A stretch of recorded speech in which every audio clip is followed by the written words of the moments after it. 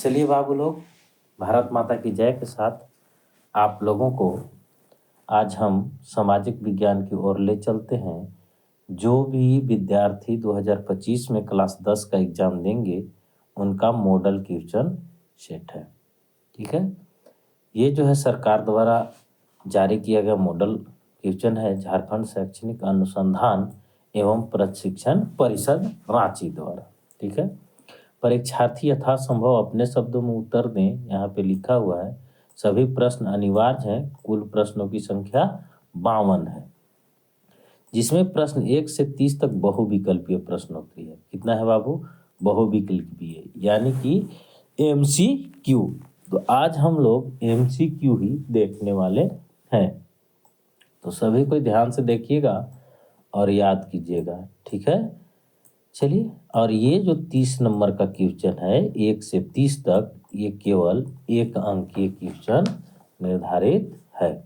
इसको बनाइएगा तो 1 अंक मिलेगा। ठीक है, चलिए। तो हम लोग केवल 1 अंकीय यानी कि MCQ क्वेश्चन का आज आंसर करेंगे। जैसे पहला, फ्रांसीसी क्रांति का नेता कौन था? फ्रांसीसी क्रांति का नेता कौन था? तो फ्रांसीसी क्रांति का नेता था बाबू नेपोलियन बोनापार्ट। मेरा जो फर्स्ट ए नंबर ऑप्शन है ये सही होगा। कौन होगा? ए नंबर ऑप्शन सही होगा ना, नेपोलियन बोनापार्ट। कौन है? Napoleon Bonaparte. ये जो है फ्रांसीसी क्रांति का नेता था। फ्रांसीसी क्रांति का नेता कौन था? Napoleon Bonaparte. फ्रांसीसी क्रांति क्यों हुआ था बाबू, है ना? तो फ्रांसीसी क्रांति लोकतांत्रिक व्यवस्था लाने के लिए हुआ था। चलिए आगे बढ़ते हैं हम लोग। फ्रांसीसी क्रांति की मुख्य विशेषता क्या थी? देखिए आ गया दूसरा नंबर क्वेश्चन। फ्रांसीसी क्रांति की मुख्य विशेषता क्या थी? मतलब क्यों फ्रांसीसी क्रांति हो रहा था? तो फ्रांसीसी क्रांति का मुख्य विशेषता था लोकतंत्र का उदय। क्या था? लोकतंत्र का उदय। क्या था फ्रांसीसी क्रांति का मुख्य उद्देश्य? लोकतंत्र का उदय, यानी कि डी नंबर। भारत में असहयोग आंदोलन के नेता कौन थे? असहयोग आंदोलन कौन चलाए थे? हमारे महात्मा गांधी जी चलाए थे असहयोग आंदोलन। ठीक है, यानी कि इसमें जो है हम लोग को किसी से सहयोग लेने की जरूरत नहीं था। असहयोग आंदोलन जो था वो महात्मा गांधी के द्वारा चलाया गया था। चलो आगे बढ़ते हैं हम लोग। भारतीय राष्ट्रीय कांग्रेस की स्थापना कौन किया था? हम लोग इसको जानते हैं बाबू, भारतीय राष्ट्रीय कांग्रेस की स्थापना A.O. ह्यूम किया था। ठीक है, A.O. ह्यूम का पूरा नाम जो है एलन एक्टेवियन ह्यूम था। एलन एक्टेवियन ह्यूम, इसी को हम लोग शॉर्ट में A.O. ह्यूम बोलते हैं। देख लो यहाँ इंग्लिश में भी लिखा हुआ है A.O. ह्यूम। आगे चलते हैं। द्वितीय विश्व युद्ध का मुख्य कारण क्या था? द्वितीय विश्व युद्ध का मुख्य कारण क्या था? तो द्वितीय विश्व के युद्ध का मुख्य कारण था बाबू नाजी जर्मनी का उदय। नहीं, द्वितीय विश्व युद्ध का मुख्य कारण था जर्मनी पोलैंड पर आक्रमण। नहीं, हाँ, जर्मनी पोलैंड पर आक्रमण। ठीक है, यानी कि ऑप्शन नंबर बी हमारा राइट ऑप्शन होगा, है ना? यानी कि जर्मनी द्वारा पोलैंड पर आक्रमण, यही जो था द्वितीय विश्व युद्ध कराने का मुख्य कारण था। ठीक है, भारतीय उद्यमी जिसने पहली भारतीय जूट मिल स्थापित किया था, कौन था जो कि पहली जूट मिल स्थापित किया था बाबू? तो द्वारकानाथ टैगोर। द्वारकानाथ टैगोर द्वारा जो है ये भारत का पहला जूट मिल स्थापित किया गया था। किसके द्वारा? द्वारकानाथ टैगोर के द्वारा। ठीक है, भाप इंजन का विकास करने वाले ब्रिटिश आविष्कारक कौन थे? भाप इंजन, तो भाप इंजन तो हम लोग जानते हैं बाबू कि जेम्स वाट द्वारा जो है भाप इंजन का आविष्कार हुआ था। किसके द्वारा? जेम्स वाट के द्वारा। ठीक है, चलिए आगे बढ़ते हैं। मुद्रण तकनीकी सबसे पहले कहाँ विकसित हुई थी? मुद्रण माने छपाई का कारखाना, छापा कहाँ जाता था? तो सबसे पहले छपाई जो है वो चीन में शुरू हुआ था। कहाँ पे हुआ था? चीन में शुरू हुआ था, है ना। चलिए, मुद्रण तकनीकी सबसे पहले चीन में। गीत गोविंद की रचना कौन किया था? गीत गोविंद की रचना हमारे जयदेव जी महोदय किए थे। कौन किए थे? जयदेव, यानी कि ऑप्शन नंबर ए हमारा राइट ऑप्शन होगा।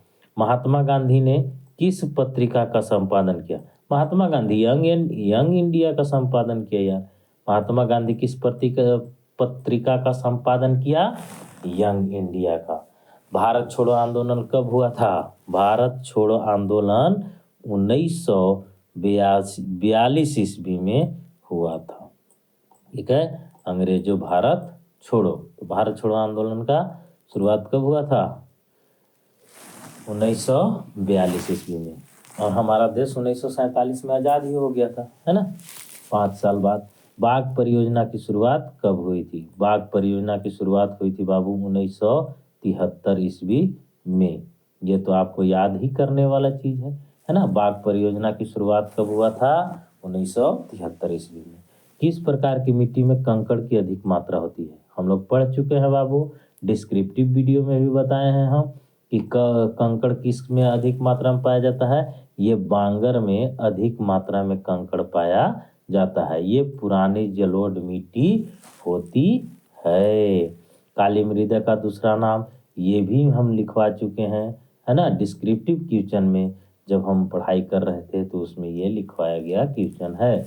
काली मृदा किस नाम से जाना जाता है? ये है रेगुर मृदा के नाम से जाना जाता है। अगर वो वीडियो नहीं देखें एसएसटी का तो एसएसटी वाला जाके देखिए, उसमें ये सारा क्वेश्चन करवाया गया है। ठीक है, काली मृदा को किस नाम से जाना जाता है? रेगुर मृदा के नाम से जाना जाता है।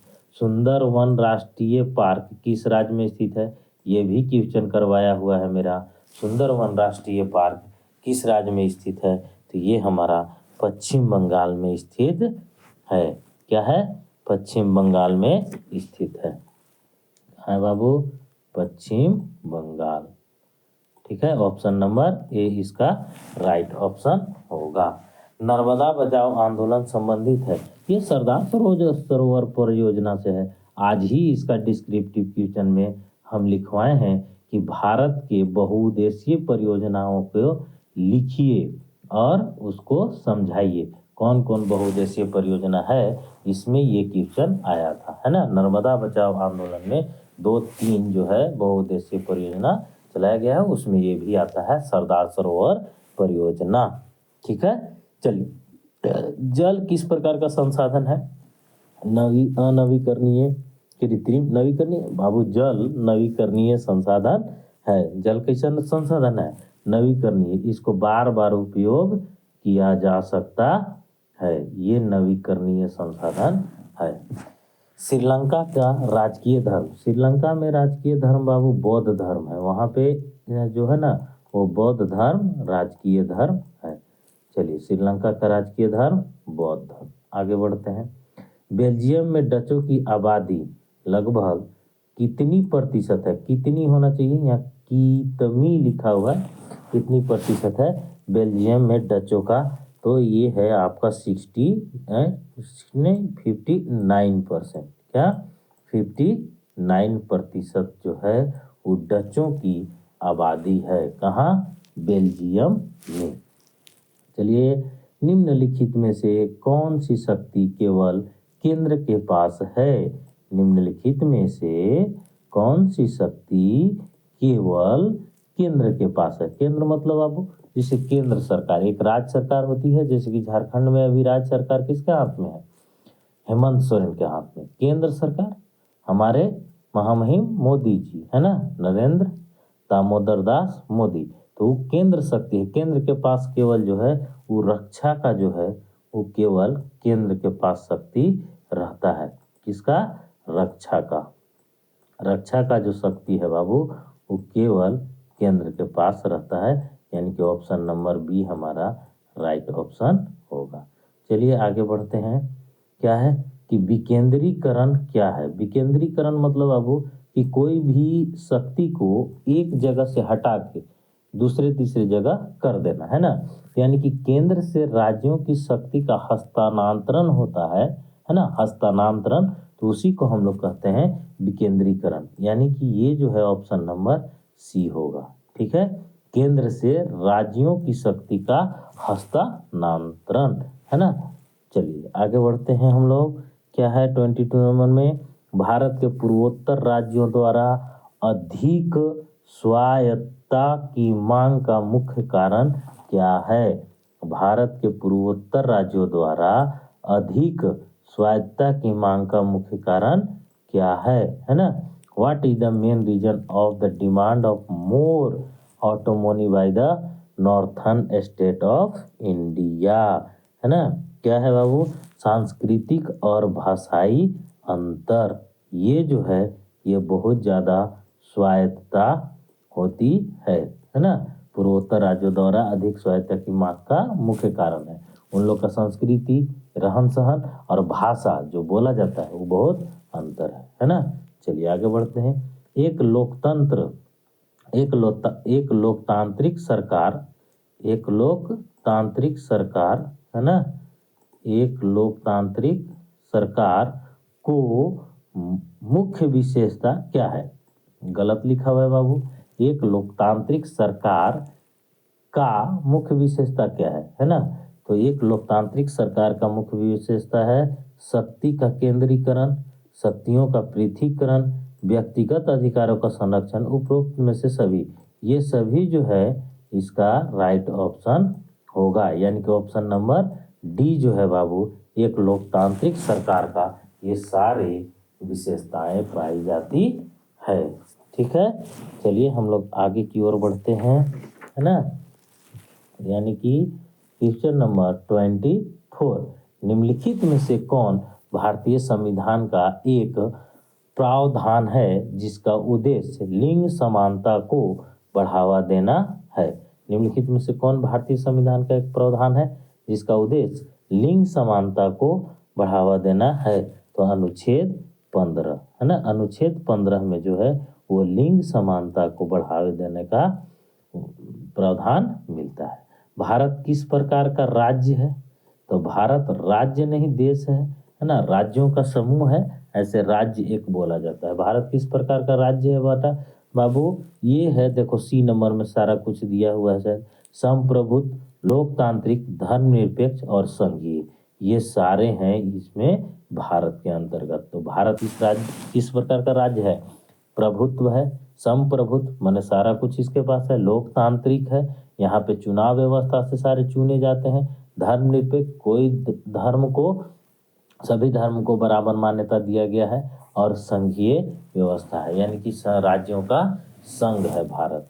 ग्रीन बेल्ट मूवमेंट का संबंध किस देश से है। ग्रीन बेल्ट मूवमेंट का संबंध किस देश से है, इसका जवाब हम आप लोग से चाहते हैं, ठीक है। चलिए इसका जवाब आप लोग कमेंट बॉक्स में दीजिएगा कि ग्रीन बेल्ट मूवमेंट का संबंध किस देश में है। देखते हैं कितने लोग अच्छे यानी कि सही कर पाते हैं इसको। राजनीतिक दलों की मान्यता कौन देता है। तो राजनीतिक दलों की मान्यता जो है बाबू वो कौन देता है, चुनाव आयोग देता है। जैसे राजनीतिक दल अपना अपना दल बना लेता है ना, कोई झामुमो, कोई राजद, कोई भाजपा, कोई कांग्रेस, है ना, तो कोई अपना है JMK LM जो भी है ना, तो सब जो है अपना अपना जब संगठन राजनीतिक दल बनाता है तो उसका मान्यता कौन देता है, चुनाव आयोग देता है, ठीक है। रोजगार गारंटी अधिनियम कब लागू किया गया था। कब लागू किया गया था बाबू, 100 दिनों का रोजगार, है ना। रोजगार गारंटी अधिनियम जो है वो 2005 ईस्वी में किया गया था, ठीक है। कब, 2005 ईस्वी में रोजगार गारंटी अधिनियम। बैंकों की आय का मुख्य का स्रोत क्या है। तो बैंक का आय का मुख्य स्रोत क्या है बाबू, ऋण, यानी कि किसी को कर्जा देता है और उससे फिर वसूलता है, तो उसका ऋण जो है उसका मुख्य साधन है। तो ऋण क्या होगा बाबू, ऋण यानी कि टैक्स, तो उसका जो ऋण है, कर्जा, है ना, वो देता है, और यही इसका मुख्य प्रमुख स्रोत है आय का, है ना। आय का प्रमुख स्रोत क्या है, ऋण है। सूचना का अधिकार अधिनियम कब पारित किया गया था? सूचना का अधिकार अधिनियम कब पारित किया गया था?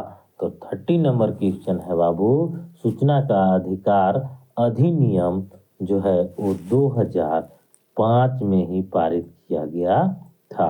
और 2005 में ही क्या हुआ था बाबू हम लोग को? देखिए, रोजगार गारंटी अधिनियम लागू किया गया था। 2005 में ही रोजगार गारंटी अधिनियम और 2005 में ही सूचना का अधिकार नियम ये जो है पारित किया गया था। ठीक है, कोई दिक्कत नहीं। सूचना का अधिकार अधिनियम कब पारित किया गया? 2005 में।